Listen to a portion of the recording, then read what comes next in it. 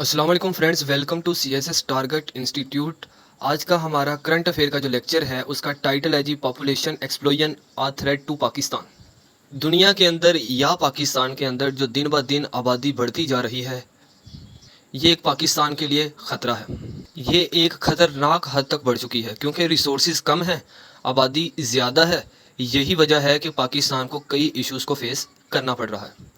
हम इसमें impacts and solution देखेंगे। इसकी प्रॉपर आउटलाइन इस स्लाइड के बाद वाली स्लाइड में मेंशन है और उसके बाद इस लेक्चर की जो स्लाइड्स हैं वो आपको इसी लेक्चर के डिस्क्रिप्शन में मिल जाएंगी। ये जो आज का हमारा लेक्चर है ये सीएसएस या पीएमएस या कोई भी डिस्क्रिप्टिव टेस्ट जो कि पाकिस्तान के अंदर होता है, ऐसे current affair, Pakistan affairs, general science के हवाले से ये टॉपिक बहुत इंपॉर्टेंट है। तो सबसे पहले लेक्चर की आउटलाइन देख लेते हैं कि हम इस लेक्चर में क्या पढ़ने जा रहे हैं। तो सबसे पहले हम ओवर पॉपुलेशन की डेफिनेशन पढ़ेंगे। ओवर पॉपुलेशन की डेफिनेशन पढ़ने के बाद हम इसका इंट्रोडक्शन पढ़ेंगे। उसके बाद जो पाकिस्तान की पॉपुलेशन है इसका दूसरे कंट्रीज़ के साथ कंपैरिजन पढ़ेंगे कि पाकिस्तान की आबादी कितनी है और दुनिया में जो बाकी कंट्रीज़ हैं उनकी निस्बत पाकिस्तान की आबादी कितनी ज़्यादा बढ़ रही है। देन हम पढ़ेंगे evidence of alarming level of population in Pakistan. तो पाकिस्तान में जो अलार्मिंग लेवल तक पॉपुलेशन पहुंच चुकी है इसका एविडेंस क्या है।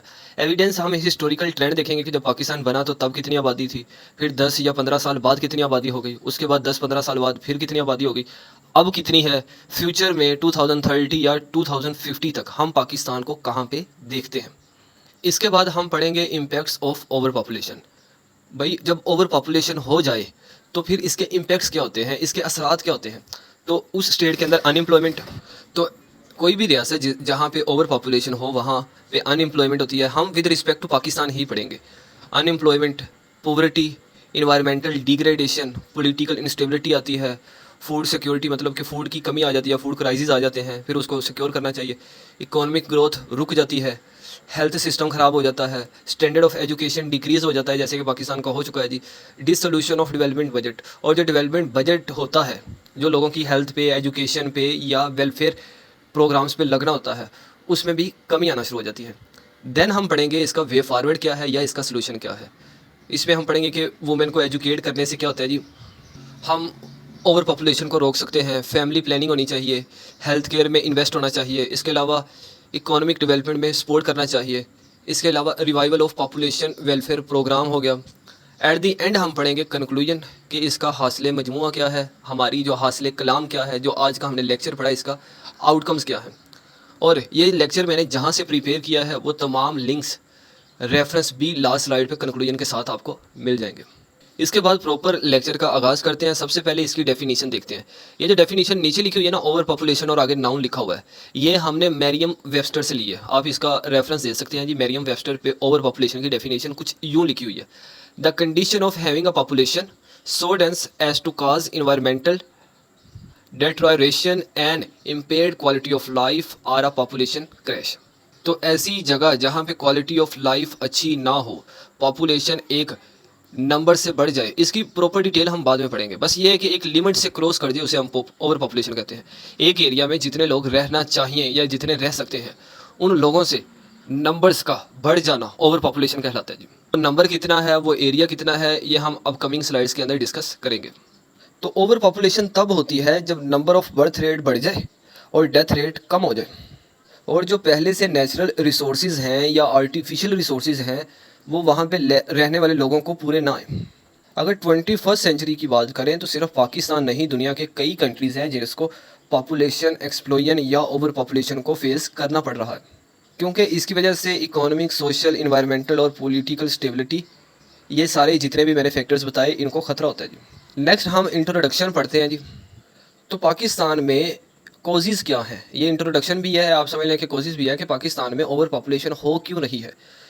तो हाई फर्टिलिटी रेट की वजह से, अर्ली मैरिजेस की वजह से, लो मोर्टेलिटी रेट की वजह से, मिनिमम यूज़ ऑफ कॉन्ट्रासेप्शन की वजह से, लैक ऑफ एजुकेशन की वजह से, अलार्मिंग पॉवर्टी की वजह से, और रिलीजियस आप कह लें कंस्ट्रेंट लिखा हुआ है यहाँ पे, फाइट्स की वजह से। अब इन पॉइंट्स को मैं बताता हूँ जी। अर्ली मैरिजेस मतलब शादी का पहले हो जाना, इसकी वजह से हो रहा है जी। दूसरा ये कि जो बच्चों की नशोनुमा है वो नो डाउट कि इतने अच्छे मौका नहीं है, इतना अच्छा इन्वायरमेंट नहीं है कि उसे बढ़ने में मदद दे, लेकिन उनकी जो ग्रोथ का जल्दी हो जाना फिर भी। लैक ऑफ एजुकेशन है कि लोगों के पास प्रॉपर एजुकेशन नहीं है कि भाई यहाँ पे एक मनसूबाबंदी वाला एक भी मामला है। और कुछ उलमा कराम हैं जो ये क्लेम करते हैं कि हाँ, वो कुछ अहादीस बताते हैं कि भाई कि पॉपुलेशन का ज़्यादा होना या बच्चों का ज़्यादा होना ही कौम के हक़ में है, ये ऐसा कुरान और हदीस से मिलता है। तो हमें रिलीजियस कंस्ट्रेंट, अलार्मिंग पॉवर्टी, इन सारी चीज़ों की वजह से हमें एक चीज़ समझ आती है कि जो ओवर पॉपुलेशन है ना, इनकी वजूहात ये है। अभी तो हमने टू द पॉइंट डिस्कस किया, अपकमिंग स्लाइड्स के अंदर एक एक पॉइंट को डिटेल से डिस्कस करेंगे विद फैक्ट्स एंड फिगर्स के साथ। यही वजह है कि आबादी का ज़्यादा होने की वजह से पाकिस्तान की 60% जो आबादी है उसकी एज 30 से कम है जी। ये सारी वजूहात तो है ही है। इसके अलावा पाकिस्तान के जो नेबरिंग कंट्रीज़ हैं, जिसमें अफ़गानिस्तान है, बांग्लादेश है, इसके अलावा जो दूसरे कंट्रीज़ है, वहाँ से कसीर तादाद से लोगों का पाकिस्तान की तरफ माइग्रेट करना, ये भी हिजरत करना। तो इन्होंने भी पाकिस्तान की जो पहले से आवाम थी, एक तो वो पहले से ज़्यादा थी और बाहर से और आ जाना, तो पाकिस्तान को एक पॉपुलेशन एक्सप्लोजन को फेस करना पड़ रहा है। नेक्स्ट हमारे पास स्लाइड्स है जी, comparison of Pakistan with other countries, यानी कि पाकिस्तान की जो पॉपुलेशन है, इसकी पॉपुलेशन का दूसरे कंट्रीज़ के साथ मुआजना, कंपैरिजन। तो पाकिस्तान दुनिया के अंदर एक पॉपुलस कंट्री है। 2017 में पाकिस्तान की जो आबादी थी वो 207 या 207.7 मिलियन थी, और पाकिस्तान में जो आबादी की ग्रोथ का रेट है वो 2.5% है जी। पाकिस्तान दुनिया में छठा बड़ा कंट्री है आबादी के लिहाज से। ये तो मैंने बात की 2017 की। अगर 2023 जुलाई अकॉर्डिंग टू यूएन अगर लेटेस्ट अपडेट को देखा जाए तो पाकिस्तान दुनिया का 5वां बड़ा कंट्री है, मोस्ट पॉपुलस कंट्री, हम कह सकते हैं 5th मोस्ट पॉपुलस कंट्री है जी। और ये 2022 से पाकिस्तान में जो ग्रोथ रेट बढ़ा है वो 1.98% बढ़ा है जी। और अगर सदर्न एशिया की बात करें या साउथ एशिया की बात करें तो इंडिया के बाद दूसरा नंबर पे पाकिस्तान आता है, जो जिसकी आबादी बढ़ रही है या आबादी ज़्यादा है। तो वर्ल्ड में 5वें नंबर पे है और एशिया के अंदर दूसरे नंबर पे है। इसके अलावा जो बड़े कंट्रीज़ हैं जिनमें आबादी ज़्यादा है, जिसमें चाइना है, इंडिया है, यूएसए है, इंडोनेशिया है और ब्राज़ील है। अगर ग्रोथ रेट की बात की जाए तो पाकिस्तान सबसे ज़्यादा जो ग्रोथ रेट है वो नाइजीरिया का है, वहाँ पे हर साल आबादी बढ़ रही है। लेकिन उसके बाद दूसरे नंबर पे फिर पाकिस्तान आता है आबादी बढ़ने के लिहाज से, यानी कि परसेंटेज के लिहाज से कि ईच ईयर कितनी परसेंटेज बढ़ रही है। तो पाकिस्तान सेकंड कंट्री है जिसकी जो each year percentage of population बढ़ती जा रही है। तो जो वर्ल्ड है उसके मुताबिक ये, या आपको यूएन के मुताबिक ये है कि पर स्क्वायर किलोमीटर में, यानी कि 1 किलोमीटर के अंदर 59% रहने चाहिए। लेकिन पाकिस्तान में पर स्क्वायर किलोमीटर में, हाँ पर स्क्वायर किलोमीटर की बात हो रही है कि पर स्क्वायर किलोमीटर में 59% मैक्सिमम इतने होने चाहिए, लेकिन पाकिस्तान में 261% है पर स्क्वायर किलोमीटर। खैर अगर अंदाज़ा आज के दौर में लगाया जाए, 2023 की बात की जाए तो इससे भी सरपास हो चुका होगा।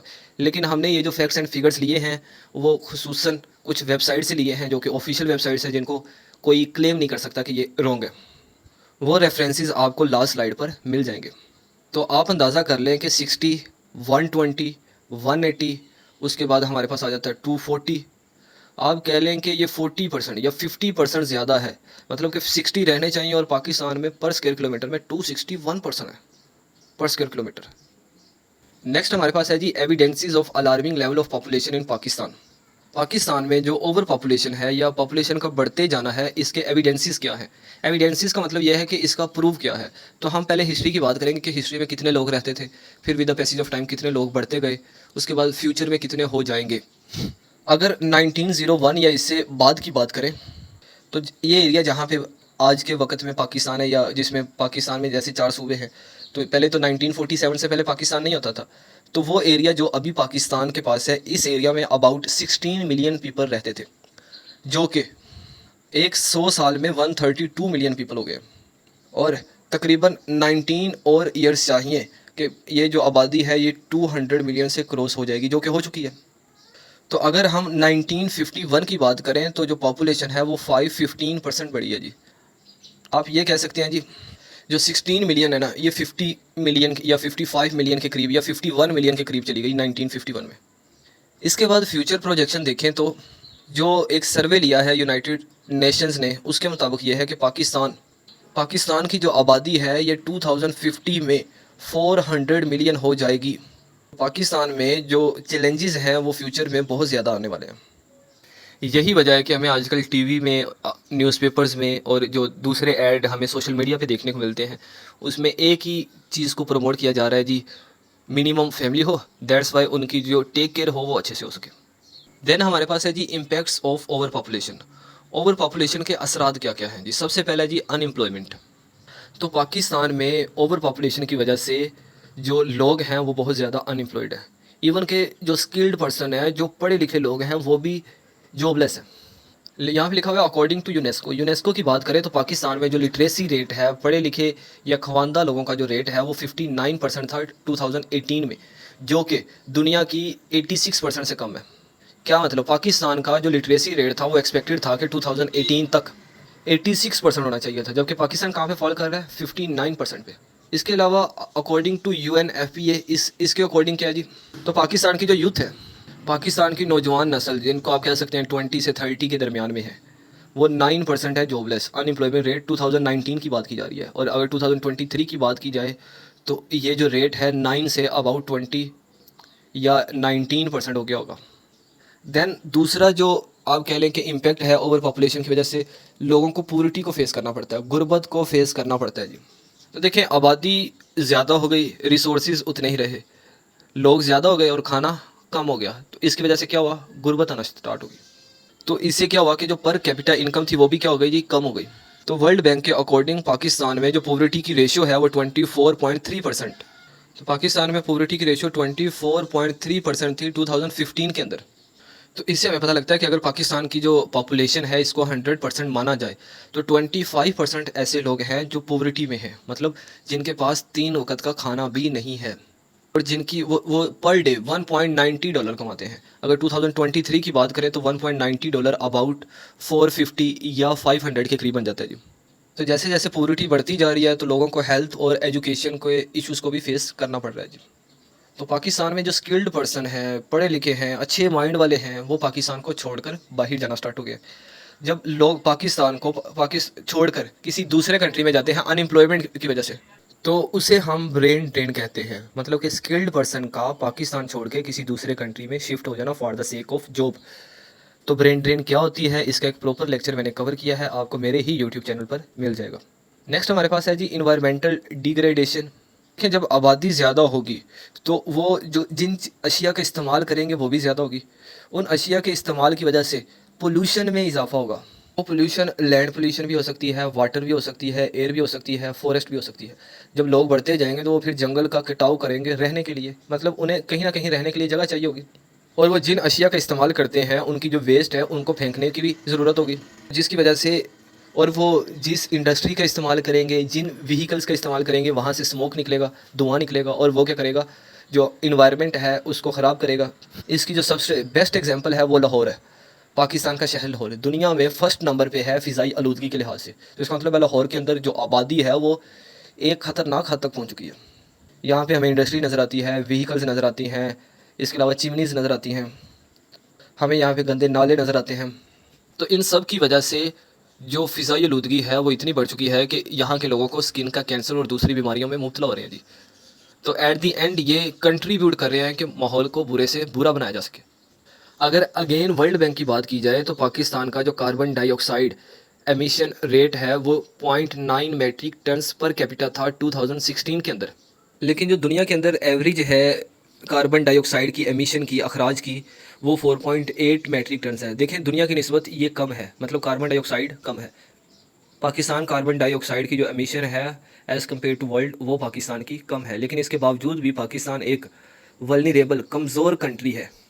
यहाँ पे पाकिस्तान को क्लाइमेट चेंज के जो इम्पैक्ट्स हैं इसको फेस करना पड़ रहा है जी। क्लाइमेट चेंज क्या होता है, इसके इम्पैक्ट क्या होते हैं, इसके अकॉर्डिंग भी एक प्रॉपर लेक्चर मैंने कवर किया हुआ है, आपको मेरे ही यूट्यूब चैनल पर मिल जाएगा। तो क्लाइमेट चेंज के इम्पैक्ट्स हैं पाकिस्तान को बहुत ज़्यादा फेस करने पड़ रहे हैं, जिसमें फ्लड है, ड्राउट है, हीट वेव्स है, सी लेवल का राइज़ हो जाना। ये आपको पता है पाकिस्तान में जो फ्लड आया था, जो पाकिस्तान में अभी हालिया बारिशें आई हैं, वो भी क्या तबाही में चाहिए, वो भी आपको देखा। फिर आपको पता है गर्मी के अंदर इतनी ज़्यादा गर्मी हो जाती है कि हीट वेव्स। इसके अलावा जो पाकिस्तान के अंदर जो सी लेवल है वो भी राइज़ होता जा रहा है जी। इसके बाद पॉलिटिकल इंस्टेबिलिटी। तो जो पॉपुलेशन एक्सप्लोजन है आप कह सकते हैं कि इसका एक कॉज पॉलिटिकल इंस्टेबिलिटी है। पॉलिटिकल इंस्टेबिलिटी की वजह से पॉपुलेशन बढ़ रही है और पॉपुलेशन के बढ़ने की वजह से पॉलिटिकल इंस्टेबिलिटी आ रही है। दोनों एक दूसरे के डायरेक्टली प्रोपोर्शनल हैं जी। देखें, जैसे जैसे आबादी ज़्यादा होगी तो फिर क्या आएगी, इकोनॉमिक इनइक्वालिटी होगी। इसकी एग्जांपल मैं ये देता हूँ कि जैसे कम लोग होंगे, अबाउट 20 रुपीज़ है, तो 2 पर्सनस पे डिवाइड करने हैं तो 10 आएंगे। अगर यही 20 रुपीज़ 5 पर्सनस पे डिवाइड करने हैं तो देन 4 आएंगे। तो इकोनॉमिक इनइक्वालिटी है, मतलब कि मुआशी लिहाज से जो लोग हैं इनमें प्रॉपर इंसाफ नहीं हो रहा, आबादी ज़्यादा है जी। तो जैसे जैसे लोग बढ़ते जा रहे हैं, इसी तरह पाकिस्तान के अंदर डिफरेंट ग्रुप्स बनते जा रहे हैं, डिफरेंट सेक्ट बनते जा रहे हैं, डिफरेंट रिलीजन्स क्रिएट होते जा रहे हैं। इनके दरमियान में फाइट्स वगैरह भी स्टार्ट हो गई है, क्योंकि ये जो डिफरेंट ग्रुप्स हैं डिफरेंट पॉलिटिकल पार्टीज़ को सपोर्ट करते हैं। इसके बाद according to fragile states index, Pakistan का जो रैंक है 178 कंट्रीज़ में से 23 है। जो फ्रेजिल स्टेट्स इंडेक्स है ये 2020 के अंदर लिया गया था। ये फ्रेजिल स्टेट्स इंडेक्स क्या होता है? ये वो इंडेक्स होता है जिसमें देखा जाता है कि दुनिया के अंदर जितने भी ममालिक हैं इनमें कमज़ोर तरीन ममालिक, यानी कि जिन पे natural political instability, environment, poverty, unemployment, ये सारे फैक्टर्स मिला के किस कंट्री पे ये ज़्यादा इम्पेक्ट कर रहे हैं, तो पाकिस्तान 178 कंट्रीज़ में से 23 नंबर पे है। इतना कमज़ोर है। इसके बाद फूड सिक्योरिटी है। आपको पता है कि जैसे आवाम बढ़ेगी, पब्लिक बढ़ती जाएगी, पॉपुलेशन बढ़ती जाएगी, वैसे वैसे कंट्री के अंदर जो फूड क्राइसिस आएंगे, फेमिन आएगा, स्टारवेशन आएगा, भूख आएगी। यानी कि जैसे जैसे पब्लिक ज़्यादा होती जाएगी वैसे वैसे खुराक जो होगी वो कम होती जाएगी। उसकी वजह यह है कि पाकिस्तान के अंदर जो क्लाइमेट चेंज आता है, उस क्लाइमेट चेंज की वजह से जो क्रॉप्स की प्रोडक्शन है, जो ग्रोथ है, वो कम होती है, क्योंकि हम उसके प्रॉपर टेक केयर नहीं कर पाते, हम उसे सिक्योर नहीं कर पाते। यही वजह है कि हमारी ज़्यादातर जो एग्रीकल्चर का डिपार्टमेंट है वो या तो फ्लड या तो बारिशों की नज़र हो जाता है जी। तो जब वो नज़र हो जाता है तो इन्हीं चीज़ों से तो खुराक पैदा होनी थी, तो हमें बाहर की कंट्री से इंपोर्ट करना पड़ता है मजबूरन, और वो महंगे दामों में देते हैं, और जिसकी वजह से जिन लोगों के पास जितनी अमाउंट होती है वो पे करके बाय कर लेते हैं, और जो गरीब हैं वो गरीब तर होते जाते हैं जी। इवन हम मिडिल क्लास फैमिली से बिलोंग करने वाले, या मिडिल आप कह लें कि एक तो पॉवर्टी है ना, एक रेड लाइन से नीचे जा चुके हैं, इवन के मिडिल क्लास फैमिली भी इसको अफोर्ड करने से कसर है जी। नेक्स्ट हमारा जी इकोनॉमिक ग्रोथ। पॉपुलेशन के ज़्यादा होने की वजह से इकोनॉमिक ग्रोथ भी कम हो जाती है। मतलब जब पॉपुलेशन ज़्यादा होगी, लोग ज़्यादा होंगे, तो जो लिविंग स्टैंडर्ड है वो क्या हो जाएगा, डिक्रीज़ हो जाएगा। जैसे वो डिक्रीज़ होगा तो लोगों का जो पर कैपिटा इनकम है वो भी रिड्यूस हो जाएगा, और जो कंजप्शन लेवल है लोगों का वो ज़्यादा हो जाएगा।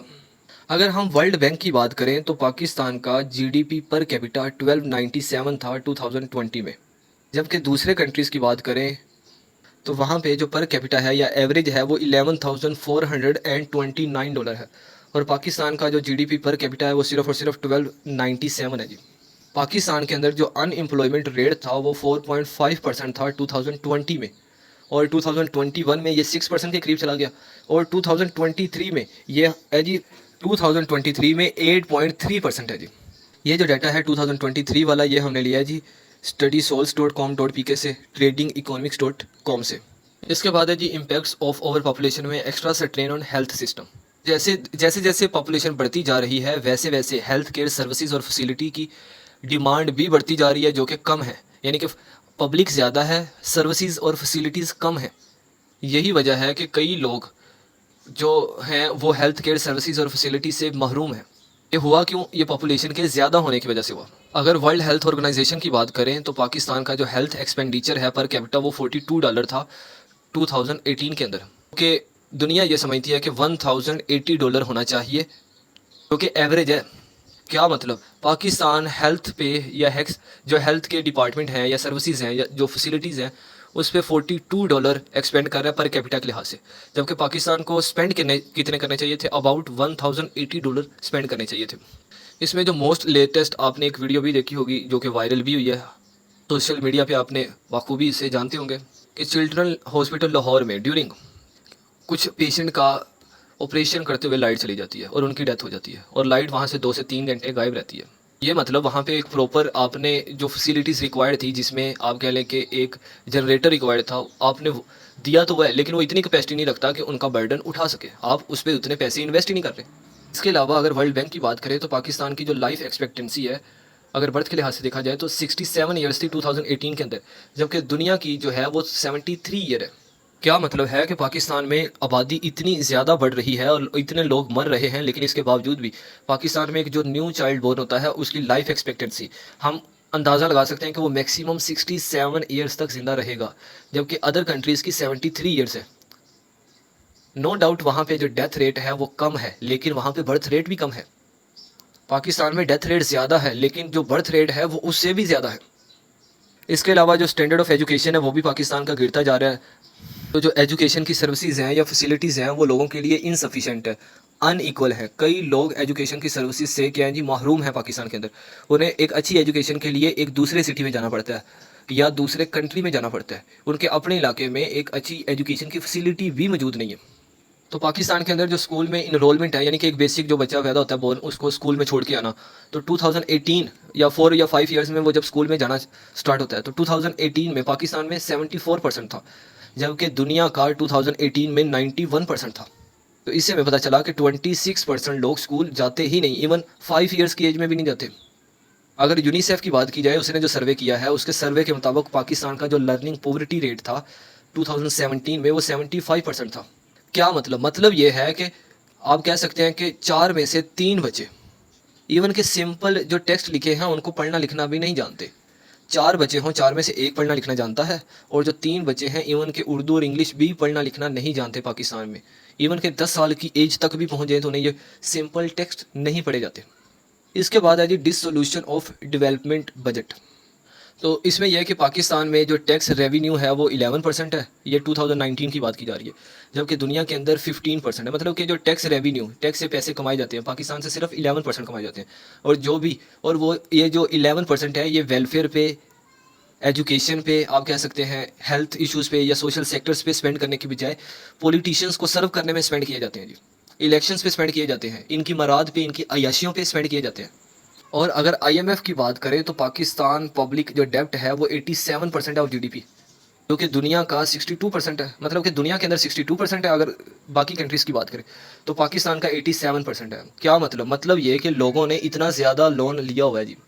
अब कह लें कि लोगों ने नहीं लिया हुआ, जो गवर्नमेंट ने लिया हुआ है वो उसकी वजह से पब्लिक पे जो इम्पोज हो रहा है वो ज़्यादा है, जो कि 87% है। 2020 की बात की जा रही है, जबकि जो वर्ल्ड एवरेज है वो 62% है। हमने इम्पैक्ट को डिस्कस कर लिया कि क्या क्या इम्पैक्ट होते हैं, किस किस पे होते हैं, उसके क्या इश्यूज़ होते हैं, वो सारी प्रॉब्लम्स को हमने डिस्कस कर लिया। अब देखते हैं इसका वे फॉरवर्ड क्या है, इसका सोल्यूशन क्या है।